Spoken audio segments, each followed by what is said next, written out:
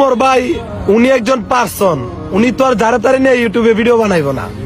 আমার নিয়ে যখন ভিডিও বানাইছিল ইউটিউবে, আমার দিকে অনেক ভালো লাগছে। এতদিন তো জানতাম ফারাবি ভাই আর কিবরে হইল রুস্টার, কিন্তু না, এখন তো দি তার চেয়ে আরো বড় রুস্টার।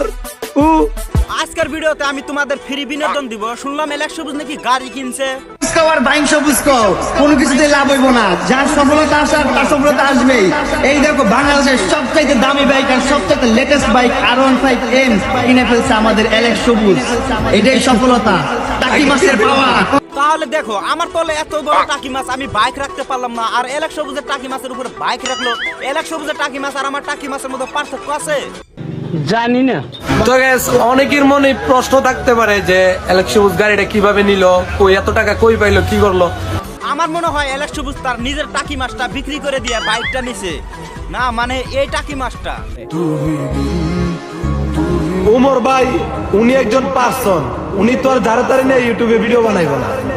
আমার নিয়ে যখন ভিডিও বানাইছিল ইউটিউবে, আমার দিকে অনেক ভালো লাগছে। আমার মনে হয় এলেক্স সবুজ তার নিচের দুইটা বিসি বিক্রি করে ফেলেছে, না মানে টাকি মাছটা বিক্রি করে ফেলেছে, সেই কারণে এত দামি বাইকটা নিতে পারছে। কোনো কিছুতে লাভ হইব না, যার সফলতা আসার তার সফলতা আসবেই। এই দেখো বাংলাদেশের সবচাইতে দামি বাইক আর সবচাইতে লেটেস্ট বাইক R15M কিনে ফেলছে আমাদের এলেক্স সবুজ। আরে কেমনে কিনলো সেটা বলবে না তুমি? এলেক্স সবুজ ব্লগ নামে একটা চ্যানেল খুলে, যে চ্যানেলটার মধ্যে মানুষের তাকে ভালোবাসা দেয়, আর সেই ভালোবাসা বিক্রি করে তার বিসির তলে একটা বাইক রাখছে।